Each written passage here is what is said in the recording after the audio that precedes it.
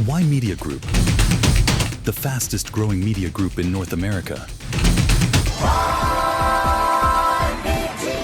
Media Newsroom. I'm Ramona Singh. It's great to be here with you today. Today's headlines are a lot about data breach when it comes to here in Canada, United States, and the latest investigation into OpenAI's ChatGPT taking place here in Canada. We're going to give you the latest on all those top headlines. And of course, top of mind has been this war that started in the Middle East on February 28th and what's happening with the latest negotiations that should be taking place for an end of war deal between the United States, Israel, and Iran. So those are our top headlines, and we're going to dig deeper into what's going on. So essentially, we're hearing all kinds of news stories coming out of the Middle East where the Strait of Hormuz has been a choking point for not allowing vessels to get through, which really controls about 20% of the world's oil supply. And so this latest ceasefire that essentially started on April 7th, and we've seen that the ceasefire has been on land in terms of attacks on Iranian soil and Iran towards the GCC countries when it comes to their neighboring countries and Israel. That has halted essentially since April 7th, but essentially a lot has moved into the seaway, which means that ships have been seized or have been attacked, which is, very alarming. And we know the latest news as of early this week on Monday, Tuesday, we heard news come out that Iran has been sending missiles to United Arab Emirates. Well, it turns out, looking into what's happening on in Iranian news media, there is the state media, and then there is the foreign Iranian news, which really covers, Iranian foreign nationals that are in other countries and their news source. So essentially, what's happening there is, given that the ceasefire has started on April 7th, essentially, there's been a lot of news coming that the U.S. has been putting in their personnel and essentially amping up their presence in the GCC countries when it comes to the U.S. Army bases in those GCC countries like Saudi Arabia, UAE, Oman, Qatar, and so on and forth. So under that, and of course we know that the U.S. naval ships have been blocking off the ports of Iranian ports, not allowing them to essentially trade. So, with this escalation of personnel, essentially Iran believes that it could mean that they might go into full-on escalation and back into war. And for that, they decided to, impede those movements and those decisions by attacking UAE, to which, of course, the GCC countries said that, they disallow it and this should not be taking place. So there's a lot of movement taking place, which is not coming through the Western media. There is different news stories coming out of Iran's media. There's different news stories coming out of Israeli media. So it's a very a moving process. All we can do is take a look at to see, have missiles been striked against vessels, or when it comes towards UAE. Once that's confirmed, we can confirm that with you and what that means. We know that President Trump, posts on Truth Social, essentially there's a lot of, things that keep changing. First, he said it was going to be, freedom, the Freedom Project, which would be essentially escorting vessels throughout the Strait of Hormuz. Then we found out that no, there's no such thing as the United States escorting, these private vessels, commercial vessels to be escorted. Essentially, they're going to be given, route navigation advice. And so a lot of moving things. And the latest we've heard now is that there is a peace plan that's been proposed. Last week, we heard that Iran had put forward a peace plan that President Trump said he's not happy with. And now we hear that the United States has come back with some sort of, points to agree on. And so on those bases, it's still, an evolving situation. But because now we're hearing that the two sides are talking, whether it's through Pakistan or directly with Pakistan involved and some other countries, then this signals, of course, that potentially things could come to an end, which is why you're seeing the changes when it comes to crude oil and the prices, dropping for a little while today before it went back up. So this fragile ceasefire between the United States and Iran appear to be increasingly unstable as things are changing. Feels like hour by hour, because in a day a lot can change, and then the following week, it could move forward or backwards in terms of progress.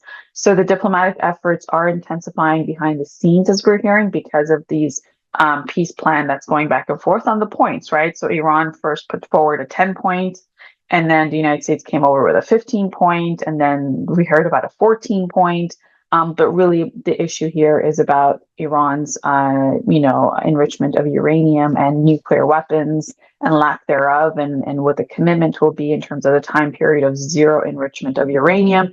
And to that, if Iran agrees, and if the suspicions are true, and that's coming out of the Iranian state media, that escalations could take place as the efforts are intensified from the United States side in terms of moving in personnel and what they need to go back into war, then, and which really highlights what happened earlier this week with the United Arab Emirates, then that could mean essentially that it would be very devastating when it comes to oil prices, when it comes to famine in specific African countries and elsewhere. So it is going to have a very devastating fallout outside of that region because of the global impact, of course.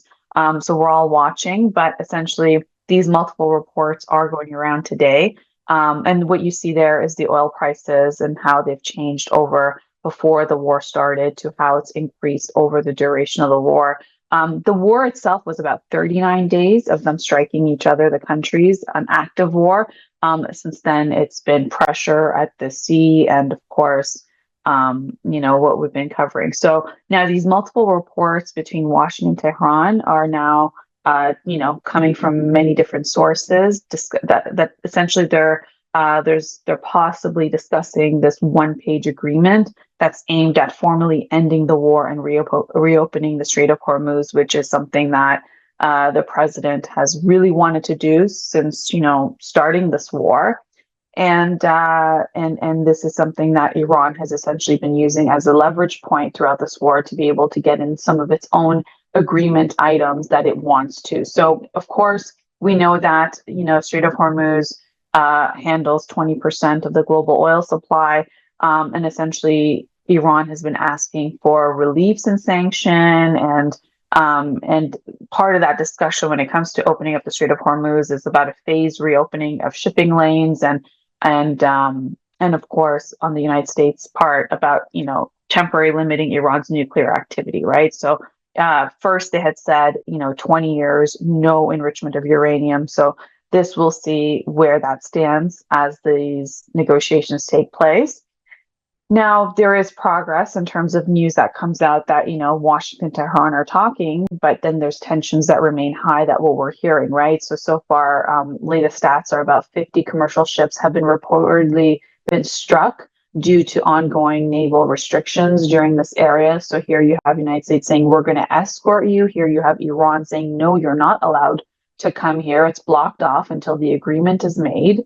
And so that's a mixed signal between what it means for these commercial vessels that are trying to get through the Strait of Hormuz, and of course them being turned around or some of them being seized or attacked. It makes it almost impossible to be able to navigate those waters, and also the insurance companies in terms of insuring those vessels in those waterways in an active war / ceasefire situation. So, and we already know that there's thousands of vessels that are abandoned in the area. So now, so the U.S. has now recently paused what they announced earlier this week as their naval escort mission called Project Freedom.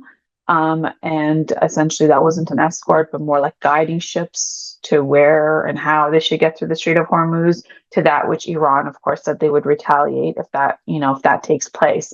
And now Iran, it's been announced is announcing that they're going to help navigate some of these vessels, and if they're allowed to pass through, then Iran will allow them to do that and protect them, which was the case a few weeks ago. So it's a very confusing for, the vessels that have to pass through that area, and of course, the countries that rely on the oil.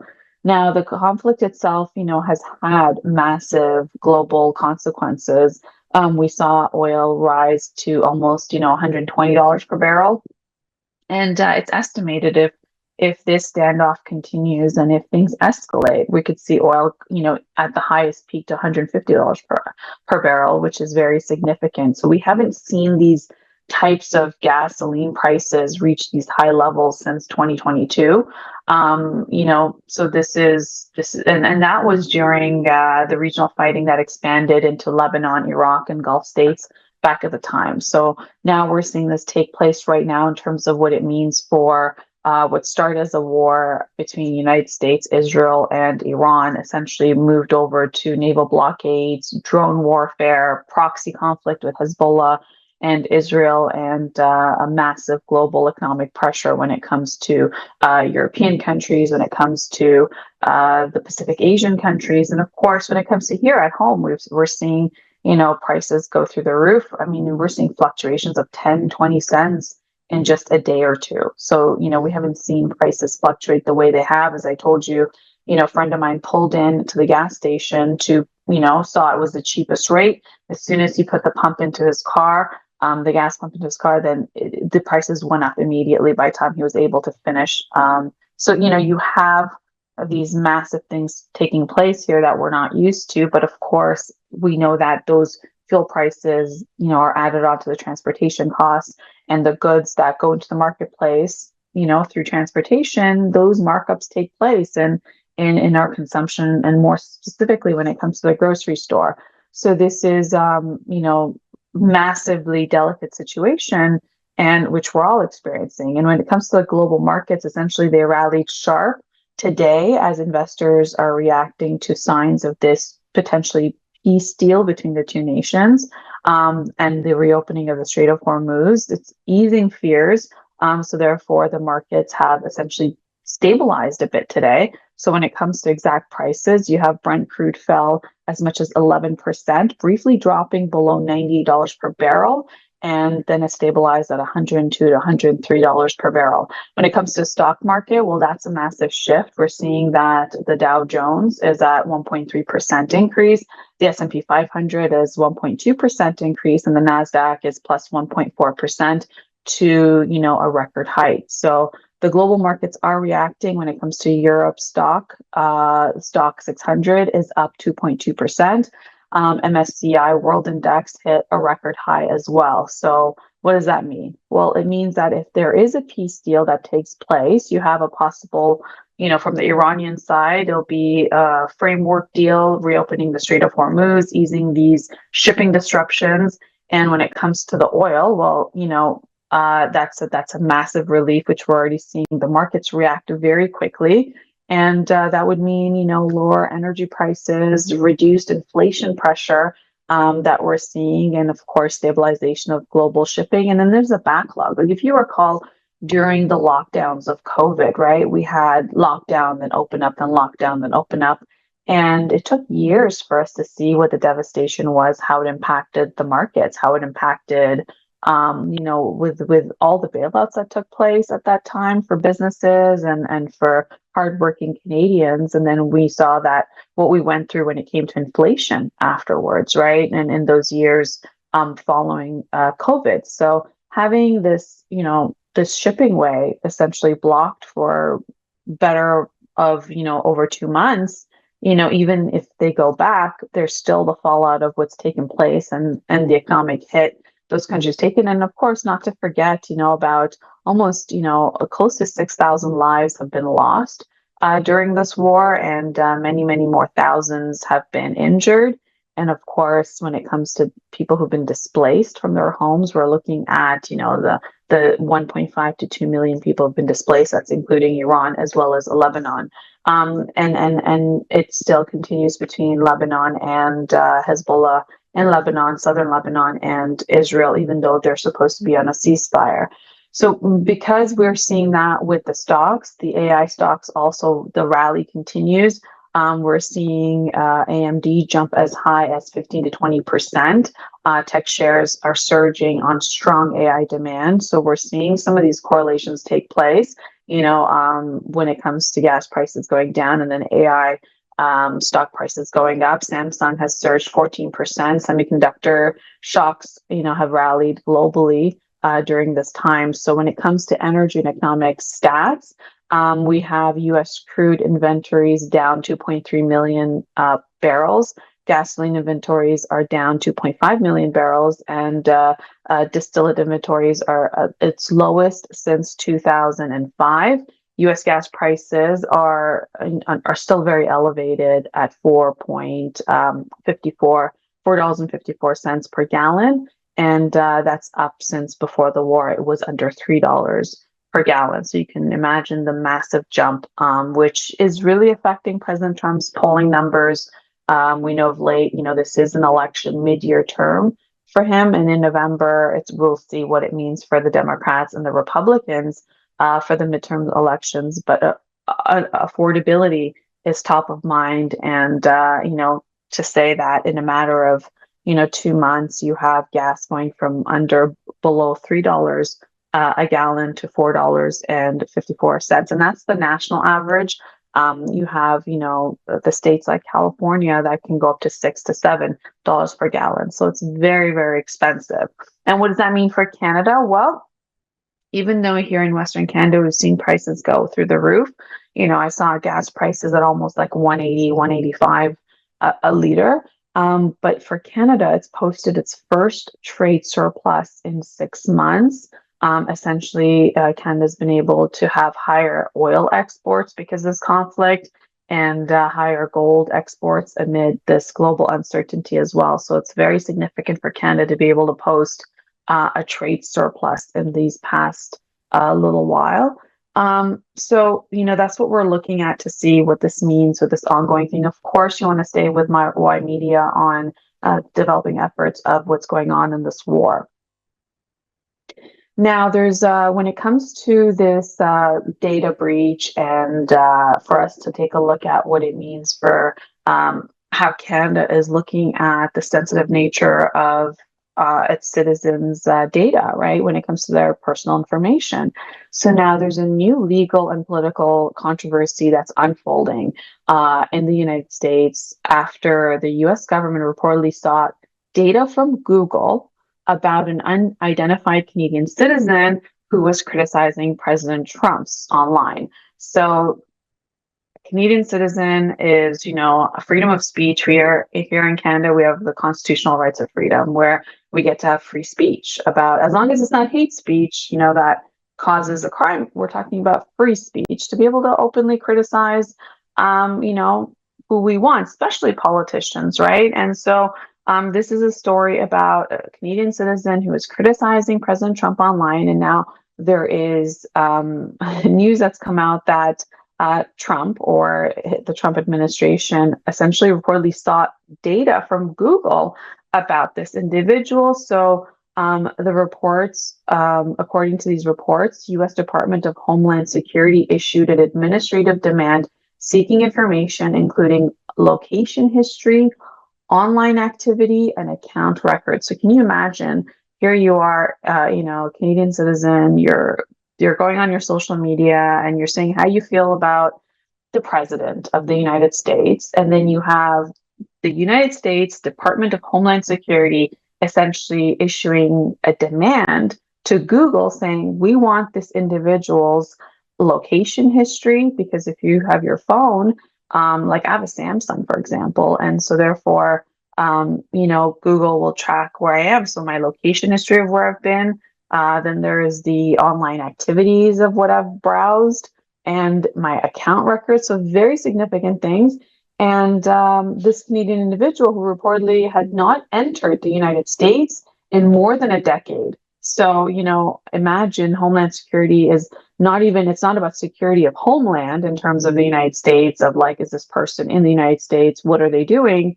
But this individual hasn't even been to the United States in over a decade. is now reacting to this and is now suing to block the data release by Google to Homeland Security, arguing that the request violates free speech and privacy protections. So this is highlighting a massive controversy of what does it mean where we're so used to using our phones, our computers, using data, being online. And we know that everything is tracked from, what we do online, where we go, from the GPS on our phone, our computer, everything is essentially tracked. So, this request was sent. So just to give you the facts about this case, the request was sent by the U.S. Department of Homeland Security. It targeted this anonymous Canadian critic of President Trump's administration and his policies. Essentially, this data requested from Google included physical movements, browsing activity and information, account details, communication metadata, and essentially the legal basis that was used, that it was a customs enforcement law under Tariff Act of 1930, and the summons was not provided by a judge or a grand jury before issuance of this order from Homeland Security to Google about this Canadian citizen who hasn't been to the United States in over 10 years. So this is now creating this controversy and a wider conversation around what does it mean? Like, can you not have freedom of speech, especially when it comes to cross-border speech concerns, where an individual is, a Canadian citizen, is living in Canada, is not physically present in the United States, and just because they're speaking their mind about how they feel, then they would be targeted in this way, and and have the U.S. authorities in this case seek extensive digital records tied to political speech, right? Because if you criticize a politician, then it's assumed it's political speech. So, very critical times. And it's also a time where you should be able to talk about your politicians, because those politicians, first of all, you vote to get those politicians in, and then and those politicians are there because of the vote they receive from citizens, and the decisions that they make and the laws that they enact effectively affect all the citizens. And what happens when this politician is from another country, and the decisions and the laws they make affect your country? Like in this case, if CUSMA doesn't go through, the negotiations are up, for CUSMA, which is the trade agreement between Canada, United States, and Mexico. They start on July 1st.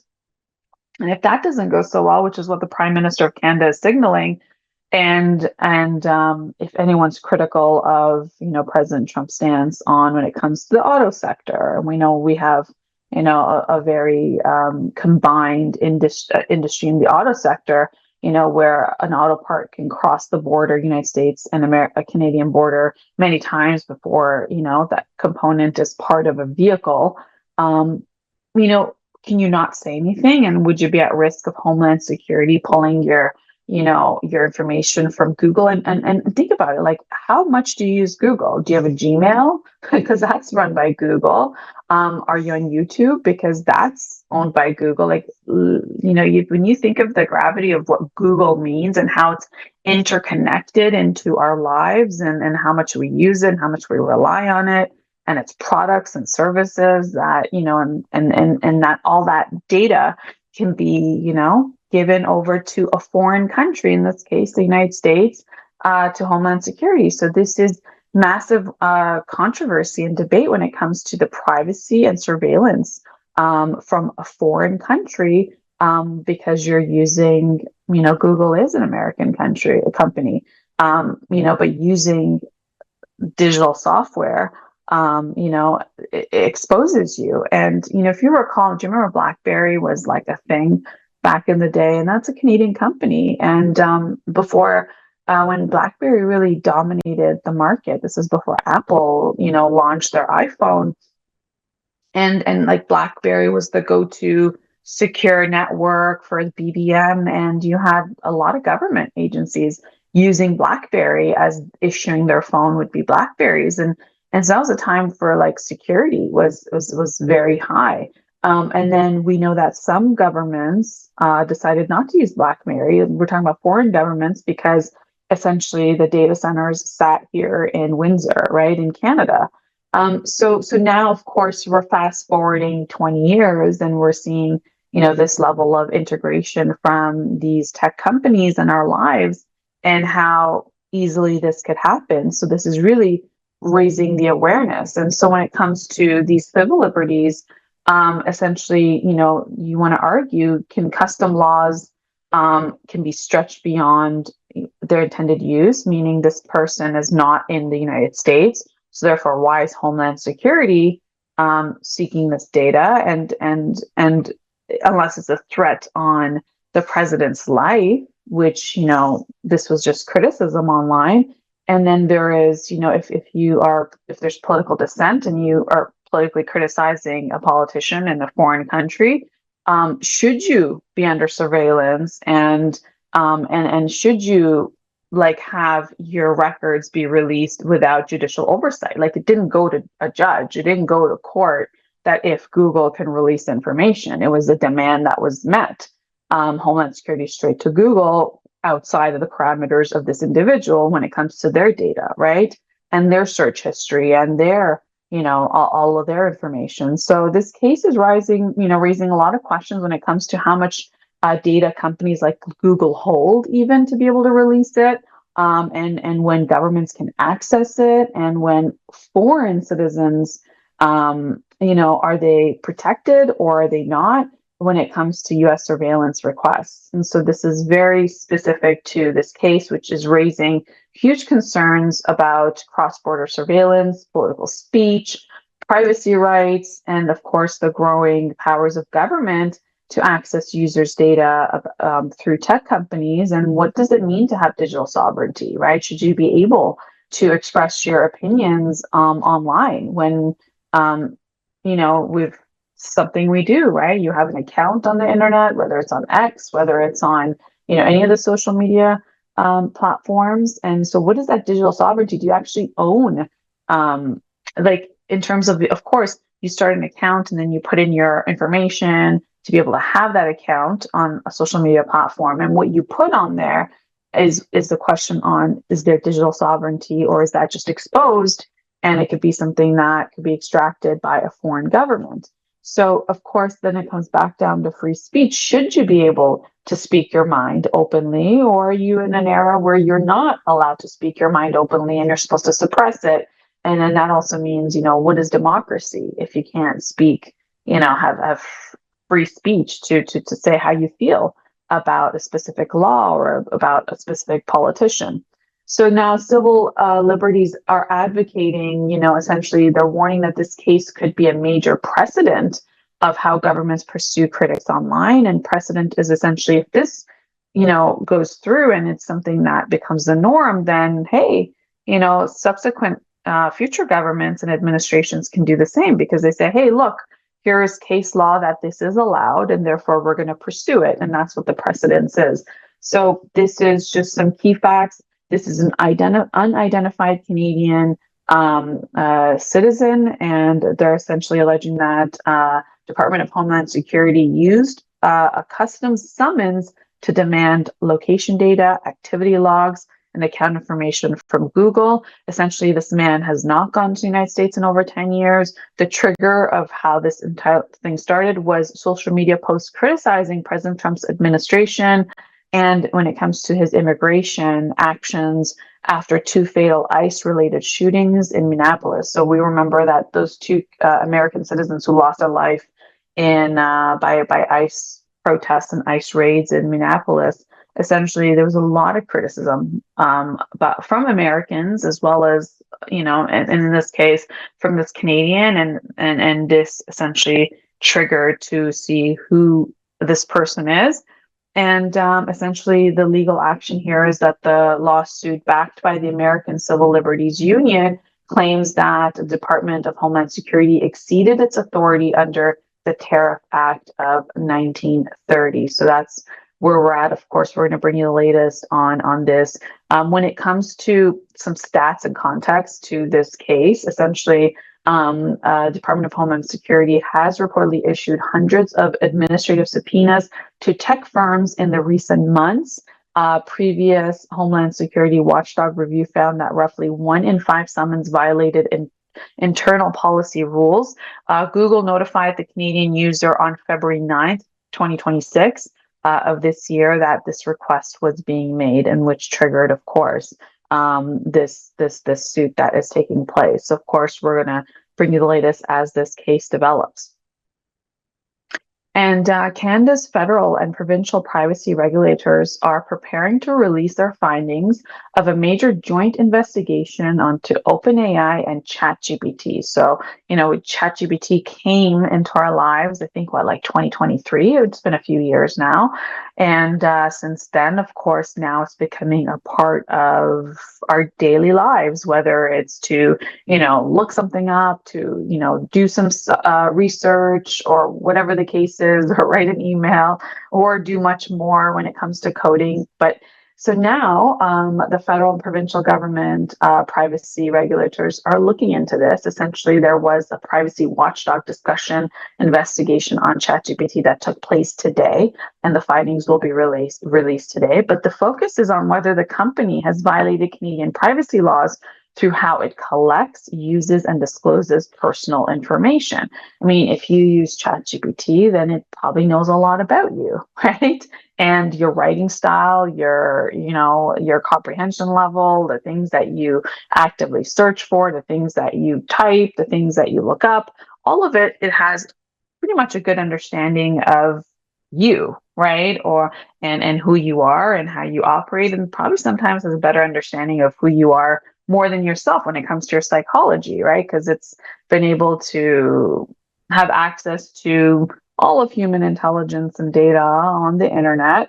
And that also includes psychology and philosophy and everything else in between. And so it knows how to talk to you, it knows how to respond to you, and it's able to pretty much, use its algorithms to be able to give you more directed feedback that you would understand in your language. So for those reasons, the regulatory bodies, federal and provincial, are now looking at, how the data that's been collected on the users of ChatGPT. How is ChatGPT using this data? How is it disclosing personal information? We know that these AI companies are doing massive deals with governments. Like, we know that there's AI deals being done with the White House.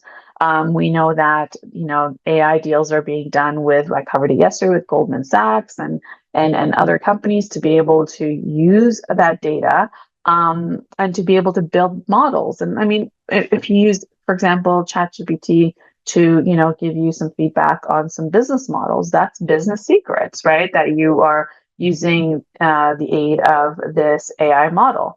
And so now what this means is that it could become Canada's most significant AI regulatory actions yet. It will be released later today in terms of what their findings are, potentially setting a national standard of how AI companies can operate here in Canada. This investigation has been led by the Office of the Privacy Commissioner of Canada, Quebec, Alberta, BC privacy regulatories. Essentially, the core issue here is whether OpenAI obtained a valid and meaningful consent from Canadians for collecting for their data and what would be, for AI training. And we'll get the findings of this later today. Essentially, Canada's trying to become tougher on AI oversight. We know that AI is in a very short period of time has become an integral part of our lives and the way we do things. And we know in the next few years, it's going to be more integrated into everything else that we do, So this is trying to create a framework after this investigation. And as Ottawa will develop, a national AI strategy, new privacy and online safety laws. And also AI companies are, under growing scrutiny when it comes to regulators.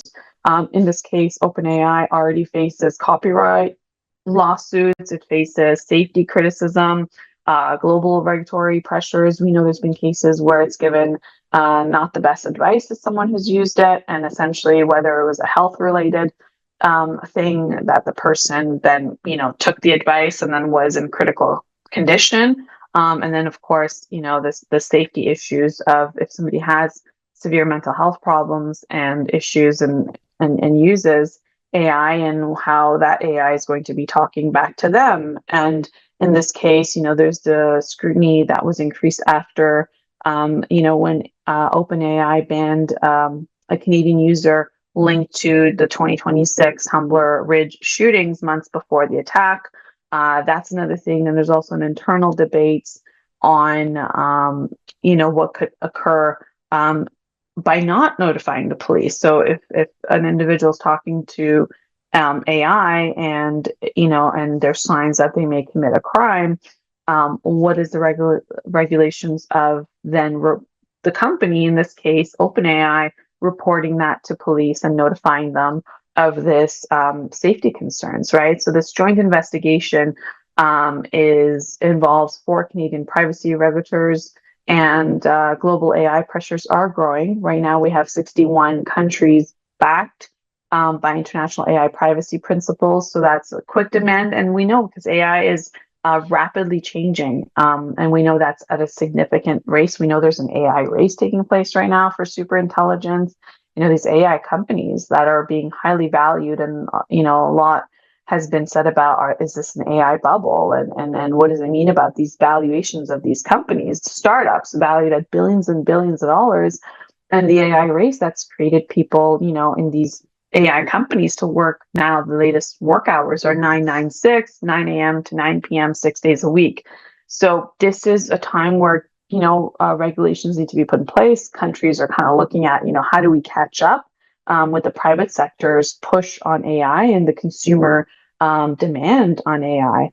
So this is a time where Canada needs to balance what it would mean in terms of innovation that's happening at a fast rate when it comes to privacy and, of course, public safety, which is why we elect our politicians that we do, right? So this will come later today, and of course I'll go into an in-depth coverage of what the findings were on this. Another data breach that we briefly talked about yesterday, when it comes to the separatist movement in Alberta, we know that when it comes to Stay Free Alberta, they put in, a 301,000 signed petition to be able to go towards a referendum. That's right now tied up in the courts. We covered that yesterday because of the Indigenous Acts, and this is a referendum to separate from the rest of Canada. But in that whole thing, there's been a controversy that's come up. This is a major political controversy that's unfolding in Alberta, and this is after a separatist-linked group called the Centurion Project was accused of exposing sensitive voter information belonging to millions of Albertans online. The exact number is 2.9 million Albertans' data has been released. And so this is very significant. Even the former Alberta Premier Jason Kenney, essentially his data was breached as well, and he's considering legal action after his personal home address was allegedly displayed during a meeting tied to this group called Centurion Project. And so yeah, this is pretty big because obviously safety concerns, right? We should know where, Jason Kenney lives. He was a former premier in Alberta. He was a cabinet minister in the Harper government, in the federal government as a, conservative government. So, for him to be able to be like, my data is online and it's disclosed. So now he's seeking potentially legal, action towards this. The RCMP and Elections Alberta are now investigating to see what is happening and essentially to find out, where was the breach, how was the data obtained, how was it used. And so this will be one of the most serious political privacy breaches in years that we have seen. So this is affecting almost 3 million Albertans. Essentially, Elections Alberta has alleged that Centurion Project had access to Alberta's official voter list database, right? And the data potentially exposed names, home addresses, electoral information.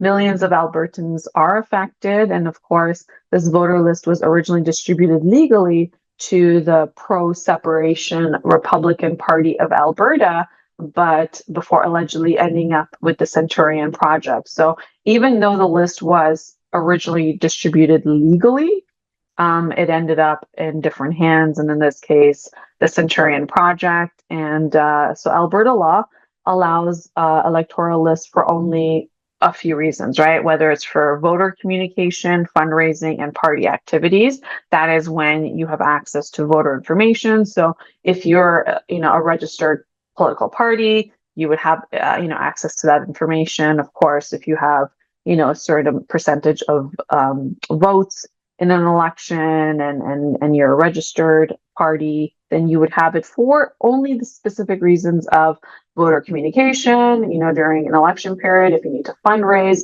and party activities. So essentially now the potential exposure is nearly 2.9 million Albertans that was covered. And this was for the petition and referendum context. Referendum is to separate from the rest of Canada. The separatist movement essentially was simultaneously pushing for a 2026 Alberta sovereignty referendum.